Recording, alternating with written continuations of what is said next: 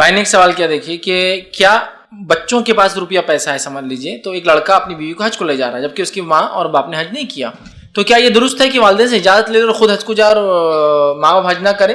तो देखिए, इसमें सबसे पहली चीज हमको समझने की, हज जिसके पास माल है उस पर फर्ज है। तो अगर बेटे के पास माल है तो हज बेटे पर फर्ज है, वालिद पर नहीं है। तो वालिद से तो पूछ ही नहीं। अब अगर बेटा अपनी इनकम वालिद को बोलेगा आप हज कर लो इसलिए कि आप मेरे वालिद है, आप चले जाओ, तो बेटा तो पकड़ में है क़यामत के दिन। चूंकि अगर अगले साल नहीं कर पाया तो हज तो इस पर फर्ज था, वालिद पर नहीं था, चूंकि वालिद के पास फाइनेंशियल स्टेटस ही नहीं था। समझ रहे ना बात को? अब अगर बेटा और बहू है जिनका फाइनेंशियल स्टेटस इस लेवल का है कि वो हज कर सकते हैं, लेकिन इतना नहीं है कि अपने वालिदैन को भी हज करा सकते हैं, तो ये बात बिल्कुल दुरुस्त है कि वो अपने वालिदैन को बताकर चले जाए। जैसे कि मिसाल के तौर पर बेटी के समझो, बहू के पास समझो 50 तोले जेवर है, सास के पास, उसकी वालिदा के पास 5 तोले जेवर है, तो बहू पर 50 तोले जेवर पर ज़कात वाजिब है, जबकि माँ पर 5 तोले जेवर पर ज़कात वाजिब नहीं, चूंकि वो 8.5 तोले ज्यादा होना चाहिए ना। तो जाहिर सी बात है, अगर बहू ज़कात दे तो सास ये नहीं बोल सकती कि तुम क्यों ज़कात दे रहे, मैं तो अभी कुछ भी नहीं दे रही, क्योंकि बहू पे ज़कात वाजिब हो चुकी है, फर्ज हो चुकी है। समझे ना? तो अगर बेटा और बहू उन पर हज वाजिब हो चुका है, फर्ज हो चुका है, और उनके इतने पैसे नहीं कि माँ बाप को करा सके, हालांकि कराना चाहिए, तो वो बेटा और बहू बिल्कुल हज को जा सकते वालिदैन को बताकर उनकी इजाजत से कि देखिए हम जा रहे हैं इसलिए कि हम इतना ही पैसा और हम पर वाजिब हो चुका है, इंशाअल्लाह अल्लाह ने दिया तो अगली बार आपको कराएंगे। क्यों? तो अभी वाजिब इन पर है, वालिदैन पर नफिल होगा, वो उन पर वाजिब नहीं है। हाँ, अगली बार अल्लाह ने ताकत दी, इस्तात दी, सलाहियत दी, तो फिर वो बेटा अपने माँ बाप को भी कराएगा। लेकिन बेटा कभी भी ये रिस्क ना ले कि खुद न जाके वालिदैन को कराए इस वजह से कि वालिदैन ने नहीं किया, और हालांकि वाजिब इस पर हज है।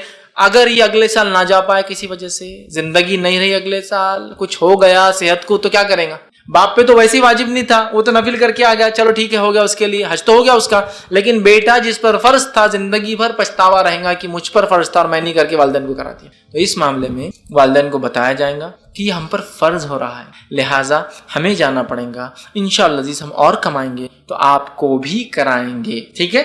लेकिन चूंकि ये फर्जियत का मसला है, ये ऐसा नहीं है कि खाना घर में है, माँ बाप खाए या बेटा और बहू खाए, तो फिर कहूंगा मैं माँ बाप पहले खाना खाए, फिर बच जाए तो बेटा और बहू खाए। क्यों? समझ रहे ना बात को? इसलिए कि जब मामला दुनियावी किसी चीज का आएगा तो हम तरजीहात, चूंकि हम वालिदैन को देंगे कि वालिदैन पहले खाए फिर मैं खाऊं। लेकिन मसला यहाँ वालिदैन के खाने पीने का नहीं ना, मसला यहाँ है कि फर्ज हज इस पर हुआ और हम बोले पहले इनको कराएंगे, मतलब ज़कात फर्ज बेटे पे है और बेटा बोल रहा बाप के नाम से मैं सदका दूंगा, हालांकि बेटे पे ज़कात फर्ज है, ना देने की वजह से क़यामत दिन पकड़ होंगी, जबकि बाप के नाम से जो सदका करेगा वो सदका नफली इबादत है, ये बाद में भी हो सकती है। तो लिहाजा बेटा और बहू पहले कर ले, उसके बाद फिर अपने वालिदैन को भी करा, अल्लाह ताकत इस्तात देता है तो। लेकिन ऐसा कभी गलती से ना हो कि माँ बाप ने नहीं की, मैं कैसा करूँ, हालांकि मेरे पे वाजिब है, और इस चक्कर में आखिरत में हमारी गिरफ्त हो जाए। माँ बाप तो बच जाएंगे ना, उन पे तो वाजिब ही नहीं था कि भाई तुमने क्यों नहीं किए, और हमसे पूछेंगे। तो लिहाजा ऐसे हालात में बेटा और बहू चले जाए, या और भी कुछ हो सकता है, इसके अलावा उल्टा भी हो सकता है कि बाप सिर्फ अकेला जा चुके, उस पर उसके पैसा आ गया लेकिन बीवी के लिए नहीं आया,